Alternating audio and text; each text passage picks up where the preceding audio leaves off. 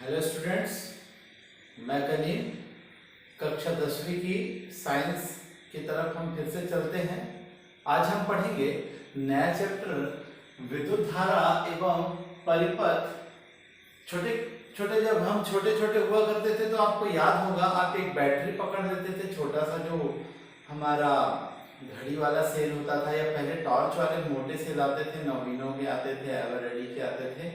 उनको क्या करते थे, हम एक तरफ से दो तारों से क्या कर लेते थे, बीच में बल्ब लगा लेते थे और दोनों तरफ से सेल के दोनों सिरों को छुआते थे तो बल्ब जलता था।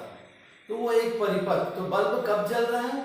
जब दोनों तरफ परिपथ क्या हो जाते हैं, पूर्ण हो जाते हैं। जब पूर्ण नहीं होंगे तो बल्ब नहीं जलता हुआ दिखाएगा। तो ये क्रियाकलाप है जो हम करके छोटी कक्षाओं में ही कई बार देख चुके हैं। तो आज चलेंगे हम विद्युत धारा की तरफ। तो बताएंगे विद्युत धारा क्या होता है। किसी परिपथ में आवेश प्रवाह की दर को ही विद्युत धारा कहते हैं। किसी परिपथ में आवेश प्रवाह की दर को ही विद्युत धारा कहते हैं। इसे I से प्रदर्शित करते हैं। I से प्रदर्शित करते हैं तो I इज इक्वल टू होता है आवेश बटे समय। आवेश को Q से रिप्रेजेंट करते हैं। कैपिटल Q या स्मॉल q दोनों यूज कर सकते हैं, T फॉर टाइम। तो इसका SI मात्रक होता है एम्पियर। क्या बताया हमने? किसी परिपथ में आवेश के प्रवाह की दर को क्या कहते हैं? विद्युत धारा कहते हैं। इसे I से प्रदर्शित करते हैं। इसका SI मात्रक एम्पियर होता है। इसको A से प्रदर्शित करते हैं, एम्पियर को। इसी प्रकार से जब आवेश आया, आवेश के बारे में, आवेश का जब प्रवाह होगा, जब तक आवेश परिपथ पूर्ण होगी तभी आवेश का प्रवाह होगा। और आवेश धन, अगर वो धनात्मक है तो ऋणात्मक, ऋणात्मक है तो धनात्मक सिरे की ओर बैटरी की जाएगा और पूरे चक्र में घूमेगा और हमारा परिपथ पूर्ण होगा। तभी अगर आप बिजली है तो बिजली जलेगा, या जो भी परिपथ में कर रहे हैं, जो युक्ति का आप प्रयोग कर रहे हैं, उस युक्ति का क्रियान्वयन आसानी से होगा। इसके बारे में सबसे पहले कूलाम्ब ने बताया था। इसलिए आवेश का जो मात्रक होता है वो होता है क्या? कूलाम्ब, या कूलाम्ब भी कह सकते हैं, या कूलाम्ब। ये इसका मात्रक होता है। आवेश भी दो प्रकार के होते हैं, एक धनात्मक आवेश होता है और एक ऋणात्मक आवेश होता है। इसलिए मैंने कहा ना, धनात्मक होगा तो बैटरी के ऋणात्मक होता है तो बैटरी के धन की ओर जाएगा, धनात्मक होगा तो बैटरी के धन की ओर जाएगा, विपरीत होता है। तो कूलाम्ब, ये आवेश के बारे में जो नियम दिया था कूलाम्ब, वैसे ही होता है। 1 मिली को एम्पियर इज इक्वल टू 10 की घात ऋण 3 एम्पियर, 10 की घात ऋण 3। इस प्रकार से कुछ कुछ जो बातें हैं हमें क्या करनी पड़ेगी, याद करनी पड़ेगी, जो ऑब्जेक्टिव में हमारे पास आते रहती हैं। ठीक है, 1 milliampere is equal to 10 की घात ऋण 3 एम्पियर होता है ना। 1 माइक्रो एम्पियर बराबर 10 की घात ऋण 6 एम्पियर होता है। ये आप सभी को अच्छे से याद करना पड़ेगा। तो चलते हैं हम आगे। और किसी भी, अब एक प्रश्न यहाँ पर दिया है आपके लिए, किसी विद्युत परिपथ में 0.4 एम्पियर की विद्युत धारा 10 मिनट तक प्रवाहित की जाए, समय दिया है। इसी पे आधार पर सवाल है, इसको हम कर भी लेते हैं साथ में। इसी विद्युत परिपथ में कितना? 0.4 एम्पियर की धारा, अर्थात I का मान दिया हुआ है और 10 मिनट तक समय दिया हुआ है, 10 मिनट तक। क्योंकि स्टैंडर्ड जो SI मात्रक में समय को सेकंड में देते हैं, इसलिए 10 गुना 60 इज इक्वल टू 600 सेकेंड हो जाएगा। तो बोला है तो परिपथ में से प्रवाहित आवेश का परिमाण ज्ञात कीजिए। तो आवेश की मात्रा, तो I is equal to Q upon T होता है। तो I का मान हमारे पास दिया है 0.4 बराबर Q बाई T का मान दिया है 600। तो 6 चौक 24, 240 कूलाम्ब। अतः आवेश की मात्रा कितनी हो रही है? 240 कूलाम्ब हो रहा है। हमारा अगला प्रश्न है विद्युत धारा की मात्रक की परिभाषा बताइए। तो मात्रक की परिभाषा पूछा है, तो ये है विद्युत धारा के मात्रक। तो बताएंगे विद्युत धारा की मात्रक, आवेश का मात्रक होता है कूलाम, समय का मात्रक होता है सेकंड। जब किसी सेकंड में, किसी परिपथ में 1 सेकंड तक 1 कूलाम के आवेश का प्रवाह होगा, जब किसी विद्युत परिपथ में 1 सेकंड तक 1 कूलाम आवेश का प्रवाह होता है, तो उसे क्या कहते हैं? 1 एम्पियर की विद्युत धारा कहते हैं। तो ये होता है आपका आवेश की मात्रक की परिभाषा। ऐसे ही और हमारे पास पूछा है हमारा प्रश्न, क्या होगा विद्युत परिपथ में यदि अमीटर को समांतर क्रम में जोड़ा जाए। सबसे पहले अमीटर को हमेशा विद्युत परिपथ में श्रेणी क्रम में जोड़ा जाता है। अमीटर एक ऐसी युक्ति होती है जो क्या करती है, परिपथ में बहने वाली धारा को एम्पियर में काउंट करती है, इसलिए श्रेणी क्रम में ही जोड़ा जाता है। समांतर क्रम में इसको जोड़ेंगे तो इसकी क्षति हो सकती है, इसलिए समांतर क्रम में नहीं जोड़ा जाना चाहिए। अब आ जाते हैं हम इसके विद्युत परिपथ के घटक।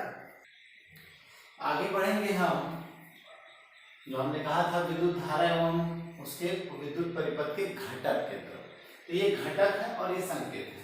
ये सेल है। सेल बताता है एक जो बड़ा लकीर है वो धनात्मक होता है, बैटरी का धनात्मक सिरा होता है, और छोटा लकीर है वो ऋणात्मक होता है।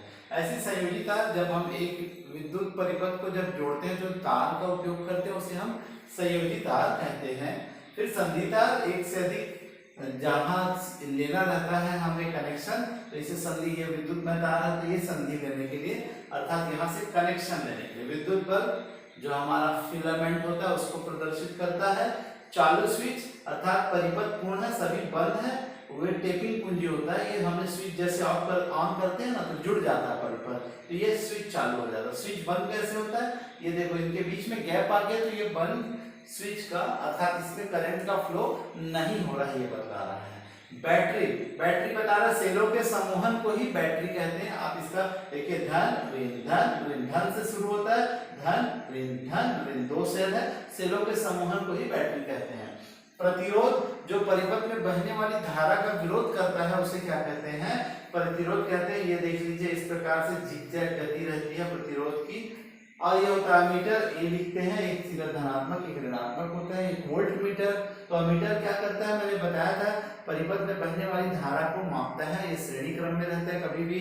ये वोल्ट मीटर हमेशा आप समांतर क्रम में रहता है परिपथ के साथ, और ये परिपथ में बहने वाले विभवांतर को मापता है। आगे क्या होता है विभवांतर पढ़ेंगे हम। ये फ्यूज होता है। फ्यूज आप जानते हैं जो हमारे मीटर के पास चीनी मिट्टी का रहता है, आजकल एमसीबी आ गया है, और ये सब फ्यूज रहता है। छोटा सा बोतल ये रहता है, आजकल देखेंगे हमारे इंस्ट्रूमेंट भी आते हैं, इलेक्ट्रॉनिक डिवाइस, उसमें भी छोटा छोटा फ्यूज लग के आता है, तो वो होता है ये फ्यूज। तो ये था विद्युत परिपथ एवं घटक। प्यारे बच्चों इसको आपको याद करना है। कई बार पूछता है विद्युत कोई भी 6 घटकों के नाम लिखकर उसका संकेत लिखिए, तो आपको 6 नंबर दिला सकता है, 5 नंबर या जितने भी मैक्सिमम 5 नंबर का है इस ब्लूप्रिंट के आधार पर, तो 5 नंबर आपको निश्चित ही दिला सकता है। आप देख सकते हैं इसको।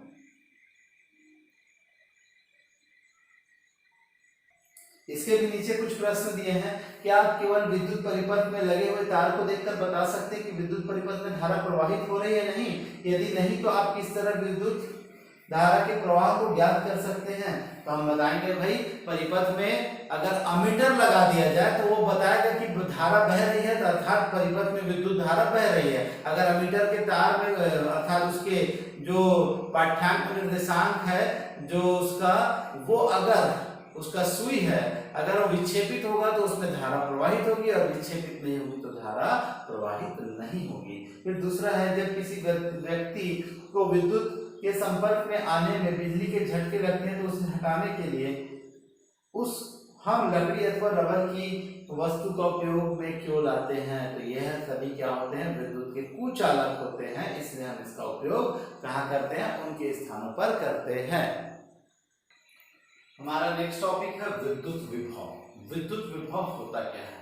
जब किसी विद्युत आवेश को अनंत से विद्युत क्षेत्र तक लाने में किया गया कार्य, किसी आवेश को अनंत से विद्युत क्षेत्र तक लाने में किए गए कार्य को ही हम विद्युत विभव कहते हैं। इसे V से रिप्रेजेंट करते हैं और इसका सूत्र भी होता है कार्य बटे आवेश, अर्थात V is equal to W/Q। इसका SI मात्रक भी क्या होता है, वोल्ट होता है, वोल्ट। तो किसी विद्युत आवेश को अनंत से विद्युत क्षेत्र तक लाने में किए गए कार्य को ही क्या कहते हैं, विद्युत विभव कहते हैं। इसका SI मात्रक होता है वोल्ट। इसे V से प्रदर्शित करते हैं। अब विभवांतर क्या होता है, विभवांतर भी लगभग विद्युत विभव की भांति ही होता है। किसी आवेश को एक स्थान से दूसरे स्थान तक, एक बिंदु से दूसरे बिंदु तक ले जाने में किया गया कार्य, ये भी उसी नियम पर कार्य कर रहा है, इसी का ही जोड़ीदार है। किसी विद्युत आवेश को एक स्थान से या एक बिंदु से दूसरे बिंदु तक ले जाने में किए गए कार्य को ही विभवांतर कहते हैं। इसे भी V से प्रदर्शित करते हैं और इसका भी मात्रक वोल्ट होता है, इसका भी मात्रक वोल्ट होता है। अब चलते हैं ओम का नियम।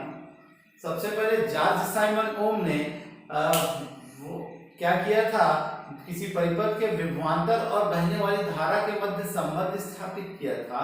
तो उन्होंने कहा था जब किसी परिपथ के भौतिक अवस्था में कोई परिवर्तन ना हो तो उस पर जो बहने वाली धारा है उसके सिरों पर उत्पन्न विभवांतर के, उसके सिरों पर बहने वाली धारा सिरों पर उत्पन्न विभवांतर के अनुक्रमानुपाती होती है। फिर से बोलूंगा, इस नियम के अनुसार जब किसी परिपथ के भौतिक अवस्था में कोई परिवर्तन ना हो तो क्या होता है, परिपथ में बहने वाली धारा उसके सिरों पर उत्पन्न विभवांतर के क्या होता है, अनुक्रमानुपाती या समानुपाती, ये समानुपाती का चिन्ह है होती है।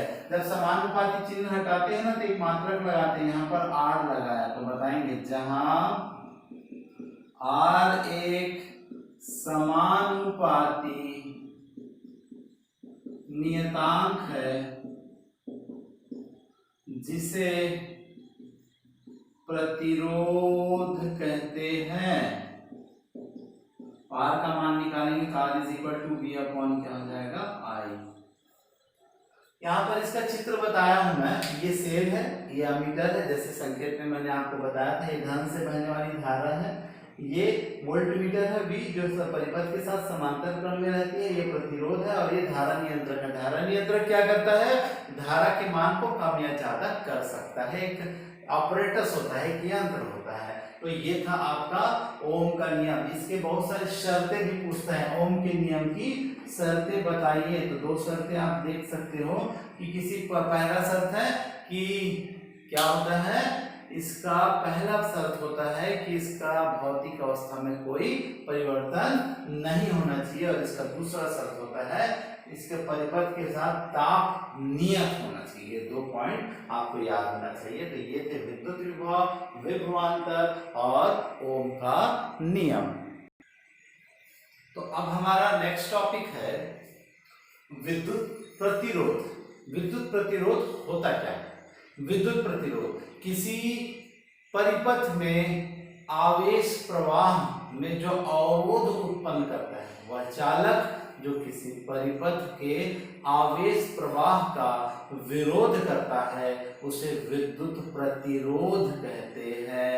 इसे R से प्रदर्शित करते हैं, R से प्रदर्शित करते हैं। इसका SI मात्रक ओम होता है। इसका SI मात्रक क्या होता है, ओम। किसी विद्युत परिपथ, किसी चालक के आवेश प्रवाह में, किसी विद्युत परिपथ के चालक में आवेश प्रवाह का जो विरोध करता है उसे क्या कहते हैं, विद्युत प्रतिरोध कहते हैं। इसे R से प्रदर्शित करते हैं। इसका SI मात्रक ओम होता है।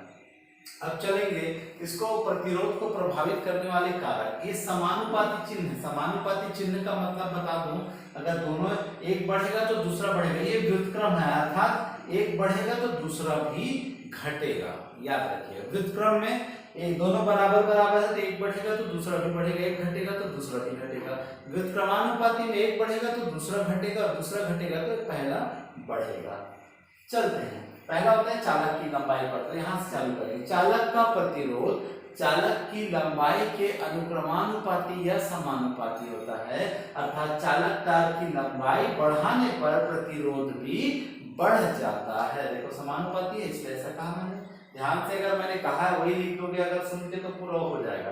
चालक तार के अनुप्रस्थ काट के क्षेत्रफल पर, ये क्षेत्रफल ए को ये बोलेंगे, ए का मतलब है अनुप्रस्थ काट का क्षेत्रफल, ए का मतलब। तो बताएंगे चालक तार का प्रतिरोध उसके अनुप्रस्थ काट के क्षेत्रफल के व्युत्क्रमानुपाती होती है। यदि तार मोटा होगा तो प्रतिरोध कम होगा, यदि तार पतला होगा तो प्रतिरोध अधिक होगा। तीसरा, चालक के पदार्थ की प्रकृति। चालक के पदार्थ की प्रकृति का क्या तात्पर्य है? कोई भी चालक तार होता है वो धातु होता है, और धातु में इलेक्ट्रॉनों की, मुक्त इलेक्ट्रॉनों की संख्या जितनी अधिक होगी वह उतना सुंदर चालक कहलाएगा। तो वही शब्द का प्रयोग कर रहा है। किसी चालक तार का प्रतिरोध उसमें उपस्थित इलेक्ट्रॉनों की संख्या के क्या होती है? व्युत्क्रमानुपाती होती है, अर्थात यदि किसी चालक तार में मुक्त इलेक्ट्रॉनों की संख्या जितनी अधिक होगी उतना ही प्रतिरोध कम होगा। चौथा होता है चालक तार के ताप पर, अर्थात चालक तार का ताप उसके प्रतिरोध के अनुक्रमानुपाती या समानुपाती होती है, अर्थात ताप बढ़ने पर प्रतिरोध बढ़ जाता है। तो ये था आपका प्रतिरोध और उसको प्रभावित करने वाले कारक।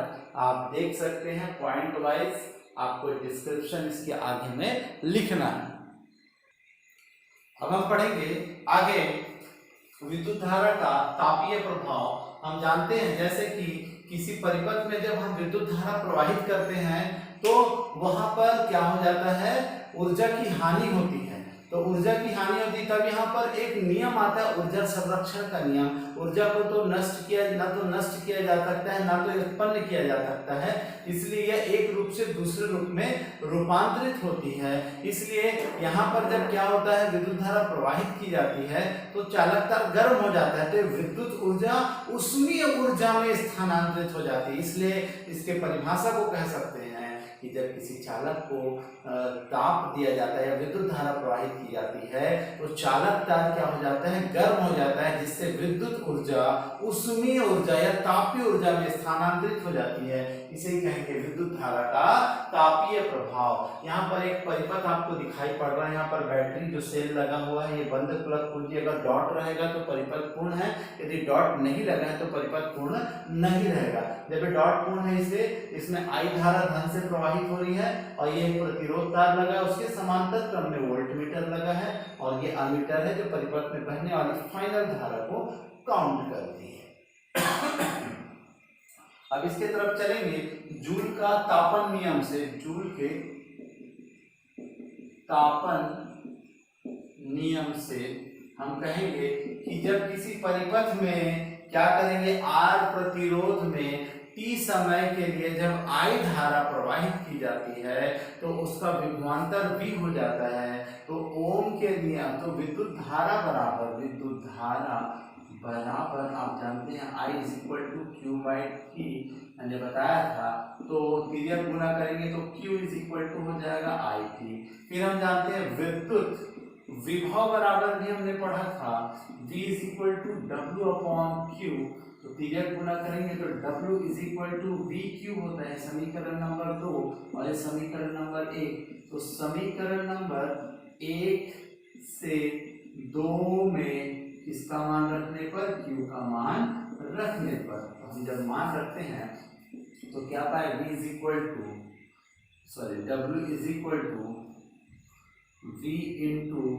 Q का मान क्या है, IT, तो हो जाएगा VI। हम ओम के नियम से जानते हैं, ओम के नियम से क्या,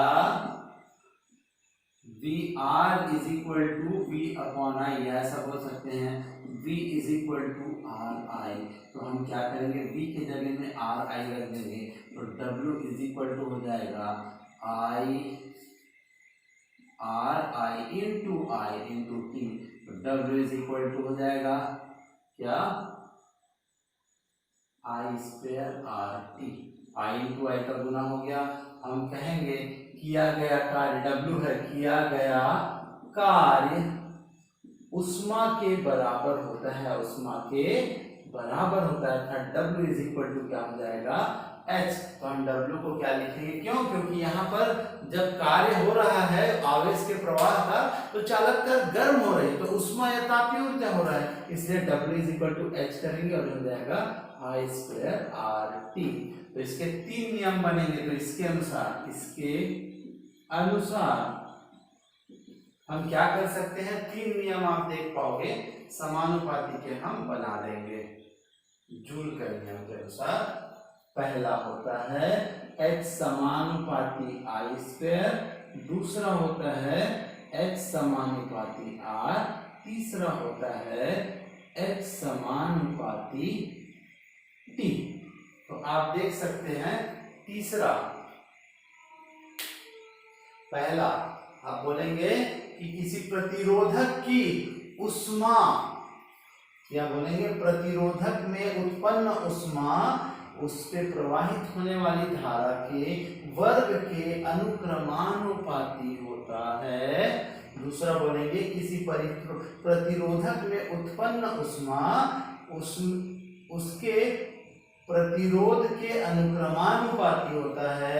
तीसरा बोलेंगे किसी प्रतिरोधक में उत्पन्न उष्मा उसको दिए गए प्रवाहित धारा में लगे समय के अनुक्रमानुपाती होता है। ये निष्कर्ष हमें लिखना पड़ेगा, तभी क्या होगा, ये नियम पूर्णतः सिद्ध होगा। तो ये था विद्युत धारा का तापीय प्रभाव किसे कहते हैं, 5 नंबर के लिए आता है, तो आप इसको देख सकते हैं, समझ सकते हैं।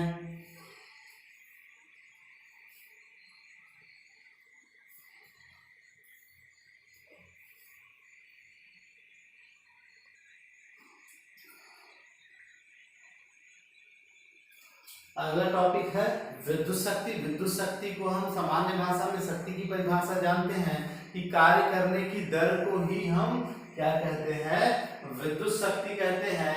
लेकिन विद्युत के आधार पर हम बता सकते हैं वह दर जिस दर पर विद्युत ऊर्जा किसी अन्य ऊर्जा में रूपांतरित या स्थानांतरित होती है उसे विद्युत शक्ति कहते हैं। लेकिन मुख्य परिभाषा कार्य करने की दर को, P इज इक्वल टू शक्ति को पावर W, कार्य करने की दर, दर मतलब समय, तो क्या कहते हैं, शक्ति कहते हैं। इसका जो SI मात्रक होता है वाट होता है, वाट। SI मात्रक क्या हो जाता है, इसका वाट होता है। तो आप इस प्रकार से देख सकते हैं। और भी बहुत सारे तरीके हैं, जैसे W इज इक्वल टू हमने बताया था W/Q is equal to IT, sorry W/Q is equal to V, तो W इज इक्वल टू क्या होता है, VQ। और ये भी हम जानते हैं चूंकि I is equal to Q/T, तो IT is equal to Q, तो W इज इक्वल टू आप बता सकते हैं क्या, VIT।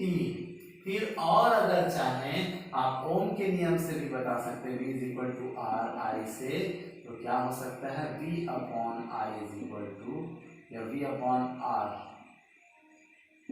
Is equal to I। तो I का मान रखेंगे तो W इज इक्वल टू क्या हो जाएगा, V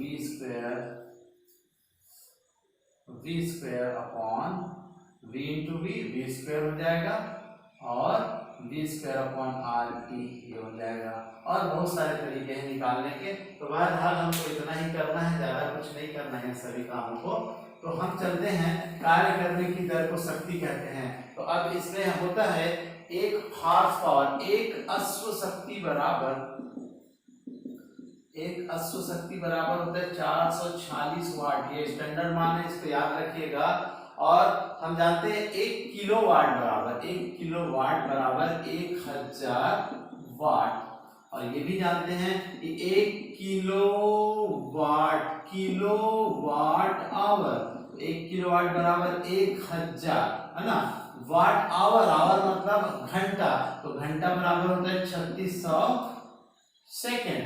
1 घंटा बराबर तो हो गया 36 और 5 तो शून्य, 1 2 3 4 5। तो आप इसको ऐसा भी लग सकते हैं, 1 दशमलव और लगाए तो 3.6 गुना 10 की घात 6 वाट। ये स्टैंडर्ड मान है जिसको हमें याद रखना पड़ेगा। देखिए उपकरण संख्या, इसके बिजली बिल निकालने का भी इससे सूत्र बनता है। जैसे इकाई या यूनिट कहते हैं हम लोग इंग्लिश में, उपकरण की संख्या गुना समय गुना शक्ति गुना दिन बटे 1000। तो इसके लिए मैं एक हल्का सा एक क्वेश्चन बना देता हूँ। मान लिया जाए एक जो बल्ब है 20 वाट का, 2 बल्ब जल रहा है और कितने घंटे तक, 5 घंटे तक चल रहा है। और यदि यूनिट 5 रुपए या 2 रुपए प्रति यूनिट है तो बताइए बिजली बिल कितना होगा। तो हम इसमें मान रखें उपकरण की संख्या कितनी है, 2 है संख्या, समय कितना घंटा चल रहा है, 5 घंटा, शक्ति कितने वाट की बताया, 20 वाट की, तो 20 हो जाएगा। और दिन कितना, 1 महीने का निकालेंगे बराबर 1000। हमने 2 शून्य को 2 शून्य से काट दिया। अब क्या हो गया, 2 पंचे कट गया और 5 एकम 5। तो कितने यूनिट जल रहे हैं, 3 दूनी 6 यूनिट जल रहे हैं। तो 6 यूनिट, और हमें कहा तो यूनिट बराबर हमारा कितना हो गया, 6 यूनिट जलता हुआ हमें दिखाई पड़ा। अब बोलेंगे हम उसको 2 से गुना कर देंगे। तो 2 से गुना करेंगे तो 2 गुना 6, क्योंकि 2 रुपये प्रति यूनिट कहा मैंने, ये 12 रुपए। बिजली बिल कितना हो, 12 रुपए। आप अपने घर का भी निकाल सकते हैं। हाँ याद रखें, अगर अलग अलग शक्ति के लिए रहेगी, पंखा के लिए फिर से यही फॉर्मूला लगाएंगे अलग से, क्योंकि उसके उपकरण की शक्ति समय भी अलग रहेगा, तो अलग अलग। और सब में लास्ट में जो सबके यूनिट को हम क्या करेंगे, जोड़ देंगे। और जोड़ने के बाद जैसे 2 रुपया 1.5 रुपया जितना भी कहा है उसके साथ गुना करेंगे। तो ये था विद्युत शक्ति के बारे में कुछ जानकारी। अब हमारा है नेक्स्ट घरेलू विद्युत परिपथ। घरेलू विद्युत परिपथ में मुख्यतः 3 तार पाए जाते हैं, याद रखिएगा। एक विद्युतमय तार जिसको फेज कहते हैं, एक होता है उदासीन तार, और एक होता है भूसंपर्कित तार। विद्युतमय तार जिसे फेज कहते हैं, उदासीन तार जिसे न्यूट्रल कहते हैं, और विद्युतमय तार अर्थात भूसंपर्कित तार जिसे हम अर्थिंग कहते हैं। अर्थिंग क्या होता है, एक तांबे के तार को क्या लिया जाता है, पट्टी के साथ जमीन में गड़ा दिया जाता है, जिसका संपर्क क्या हो जाता है, पृथ्वी से। अर्थिंग का क्या मतलब है, जो अप्रिय घटनाएं होती है वह क्या होती है, सीधा वहां भूमि पर चले जाती है और हमें खतरा कम होता है। और जब अर्थिंग नहीं मिलती है तभी हमें करंट मारता है। तो इस प्रकार की व्यार होती है। खासकर विद्युतमय तार को लाल रंग से प्रदर्शित करते हैं, मुख्यतः लाल तार, और उदासीन तार को या काले तार से या पीले तार से, इस प्रकार के तारों से क्या किया प्रयोग किया जा सकता है। भूसंपर्कित तार सदैव हरे रंग का होता है और हरे रंग के तार से हम उसको प्रदर्शित करते हैं। खासकर अब हमारे घरों में जो विभवांतर होता है वो क्या होता है, 220 वोल्ट का, वाट का, वोल्ट का होता है। 220 वोल्ट का विभवांतर होता है। और ये क्या होता है, उसके समान श्रेणी क्रम में, उसके श्रेणी क्रम में एक फ्यूज होता है जो चीनी मिट्टी का होता है, जिसका क्षमता 5 एम्पियर घरेलू और इंडस्ट्रियल एरिया के लिए क्या होता है, 15 एम्पियर का होता है। ये क्या करता है, अप्रिय, जिसकी जो अंदर में जो फ्यूज तार लगा रहता है वो होता है निम्न गलनांक और उच्च प्रतिरोध का होता है। वह अप्रिय घटना होने से बचाता है, जैसे लघु पतन, अति भारण। लघु पतन मतलब शॉर्ट सर्किट, अति भारण का मतलब होता है ओवरलोडिंग। लघु पतन का क्या मतलब होता है, जब न्यूट्रल और फेज दोनों तार आपस में मिल जाते हैं जिससे प्रतिरोध शून्य हो जाता है और तार गर्म होता है जिससे चिंगारी उत्पन्न होती है, और क्या होता है, शॉर्ट सर्किट, इसे ही इंग्लिश में कहते हैं। आप सुने होंगे अधिकतर जगह जो ये आग लग जाती है वो इसी के कारण होती है। एक होता है ओवरलोडिंग या अति भारण। अति भारण या ओवरलोडिंग क्या होती है, यहाँ पर क्षमता से अधिक, हमारे घर में 220 वोल्ट है, उससे ज्यादा क्षमता का जब उपकरण लगाएंगे तो वह क्षमता से अपने क्षमता के अनुरूप क्या करेगी, वो वोल्टेज को खींचेगी, जिससे तार गर्म होगा और तार क्षतिग्रस्त हो जाता है। तो ऐसी बहुत सी बातें थी विद्युत घरेलू। ये सभी बातों को जब आपको पूछा जाएगा कि घरेलू विद्युत में तार और परिपथ का चित्र दिया है बुक में, आप उसको अच्छे से प्रैक्टिस करें और बनाएं। इसके बाद आ जाते हैं हम विद्युत प्रयोग में रखी जाने वाली सावधानियां। तो ये तो जानते हैं, तार कटा नहीं होना चाहिए, गीले हाथ से छूना नहीं चाहिए, बिना चप्पल के विद्युत का प्रयोग, विद्युत के उपकरणों को जब हम कार्य कर रहे हैं तो नहीं। ये बुक में है प्यारे बच्चों, ये कुछ पॉइंट है जो बहुत ही आसान है, इसको आपको पढ़ना है। तो विद्युत परिपथ, विद्युत धारा एवं परिपथ क्या हुआ, यह समाप्त हुआ। आज के लिए इतना ही करते हैं, तब तक के लिए धन्यवाद।